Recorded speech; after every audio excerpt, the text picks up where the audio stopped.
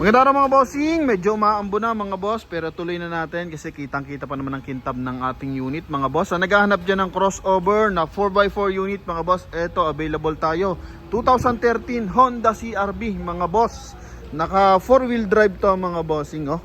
All disc brake, R17 ang mags niyan. Ang ganda ng kulay nito, Urban Titanium Metallic mga bossing, ha. Yan, naka leather ang upuan, naka cruise control yan mga boss.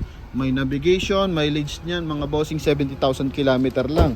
So good as low mileage pa to mga bossing. Ikutan lang natin ng bahagya mga boss. Okay. Yan, so bago pa lang siya mababasa ng ulan mga bossing, oh. May chrome line pa dito. Then price lang na ito mga boss, 540 dapat. So sabi ko hanggang 495 lang ako dito mga bossing, kasama ang transfer of ownership mga boss. Kaya sa mga nagkaka-interest, win na win to mga bossing, kasi naka 4-wheel drive na to mga boss. Ano? Yan. So dito muna tayo sa ating front area para sa mga bar natin interesado. Gandang plaka na ito mga bossing. Ending 5 yan mga boss, ha. Okay, so buo ang kanyang headlight.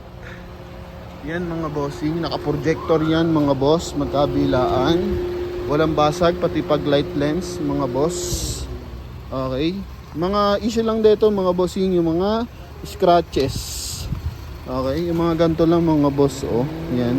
May konting mga bingot-bingot lang. Tapos ganda ng chrome grill niya mga bossing. Combination with polish black. Okay, sa side naman R17 ang mags nito. Naka Westlake tires to mga boss. Then naka 5 stud all disc brake. Kagandahan dito mga bossing, una nagagasgas sa kanya yung kanyang rough around bumper. Yan, mapapansin mo ito mga boss, oh.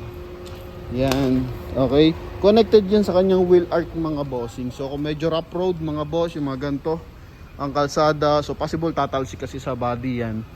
Yan ang lang magiging concern mo dyan mga boss. Kumbaga may protection ka na sa mga bossing, sa body ng ating unit. Okay? Yun nga lang, siya yung unang magasgas mga boss. Then may maliit na din to, saan ba? Ito at saka ito mga bossing, no? Yan, minimal lang yung mga issue natin dito. Maayos ang transmission, makina, and 100% na hindi binaha mga boss. Naka 3M na rin yung tint niyan. Okay, so alam naman natin pag Honda CR-V, quality to mga boss. Unat na unat to. Pasok tayo sa loob mga bossing, medyo lumalakas ang ulan. Ang ganda ng interior mga bossing, oh. Bukas tayo ng konting window. Yan, para mas maliwanag. Naka 3M tint, nabanggit ko naman mga boss. Tapos medium yan. Okay, tapos dito sa kanyang dashboard may polish gray. Para siyang wood accent ang datingan. Connected dito sa kanyang push start hanggang sa kabilang side. Then, stock pa rin yung leather ng kanyang steering wheel kahit 2013 na. Okay, yan, oh. Tapos may cruise control. Mileage natin mga bossing, oh, 70,234 mga boss. Okay, yan. Then dito mga bossing, safety features, airbag sa kanyang steering wheel, sa dashboard. Then sa side mga boss, may airbag din siya. Naka factory leather pa to mga boss. May mga tag dito, may mga markings mga boss, pero wala pa siyang punit. Kumbaga stretch mark mga bossing, ganon meron siya, pero wala pa siyang punit mga boss. Then kulay silver ang ating door opener. Armrest natin leather din mga boss. Dito naman meron siyang 12 volt socket mga boss. Naka automatic climate control. Then armrest natin mga bossing, naka leather din. Okay, dito may 12 volt socket din, tsaka power outlet na 12 volts. Dito naman is lagyan ng ka-folder mga bossing, ha. Okay, dito naman sa kabilang side mga boss, power fold yung ating side mirror. Yan, magkabilaan yan mga boss. Then power adjust din. Ito. Yun, so responsive yan mga bossing. Hoping nakikita, no? And medyo labo lang kasi nabasa. Then dito rin sa kabilang side. Ito mga boss. Lagay mo lang dito. Yan sa L. Tapos click mo. Yun. Okay. Then maganda speaker na ito mga bossing. Meron dito, meron sa baba. Kaya ang ganda ng sounds natin. Then kulay beige yung ating ceiling. So ito yung kanyang sun visor with mirror. Then check naman natin mga boss yung kanyang likuran mga boss, ano? So tara, tumila na ng bahagya mga bossing. Ito yung ating door panel. Yan, naka leather mga boss. Okay, quality. Meron pa siyang seal guard mga boss, no? Tignan niyo yung second row niya. Eto mga bossing, may aircon ventilation, tapos may armrest na napakalapad mga boss. Then with cup holder to mga bossing, oh. Yan. So even sa likuran, wala punit yun yung kanyang mga leather. Maayos yung mga window mga boss. Okay.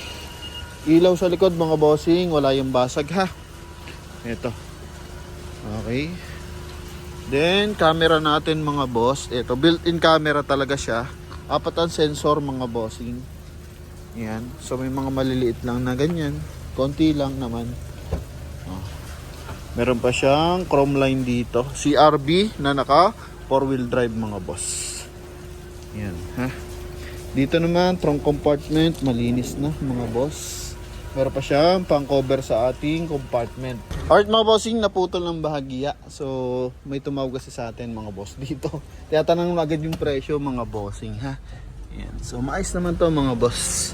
Pakita natin syempre yung kanyang engine bay. May signal sa side mirror mga bossing. Kabilaan yan. Open lang natin yung kanyang engine hood mga boss. Dito yung kanyang button mga boss ha. Yun pala, add ko pala mga bossing. Wala tong handbrake ha kasi naka foot brake to. Pero tingnan mo naman yung kapal ng kanyang mga goma sa pedal mga boss. Yan, maayos na maayos pa. Wala pa siyang mga kakalbo-kalbo mga bossing, no? Ito yung ating engine bay. Yan. Naka-Amaron battery mga boss. Ganda ng timing ng makina. Wala naman siyang mga leak mga bossing. Oh. Naka-automatic ang aircon natin mga boss ha. Pakinggan natin. Yun. So naka-automatic yung ating aircon. Sa ano yan? Sa tag dito. Pan yun mga bossing. Tapos ano natin mga bossing? Yung sa aircon. Yan ha. All goods to mga boss. So makina nito I think 2 point. Aha. Sa engine displacement. Silipin natin. 2.4 mga boss. Oh. Yan ha, 2.4. So kalimitan is 2.0. Yun yung 4x2 unit. Pero pag ganito mga bossing na naka 4-wheel drive, all time 4-wheel drive to mga boss, is ano to mga bossing, 2.4 ang makina. Okay, so sa lahat ng mga interesado, tawag na mga bossing. Salamat sa suporta, sa mga pag-share, sa mga pagko-comment mga boss, and hoping makakuha kayo ng mga kanya-kanya yung dream car mga boss. Salamat sa mga OFW na ginagawang almusal yung panonood ng ating mga vlog. So saan man kayo lupalop ng mundo mga boss, ingat kayo palagi, and advance Merry Christmas mga bossing. Thank you and bye bye.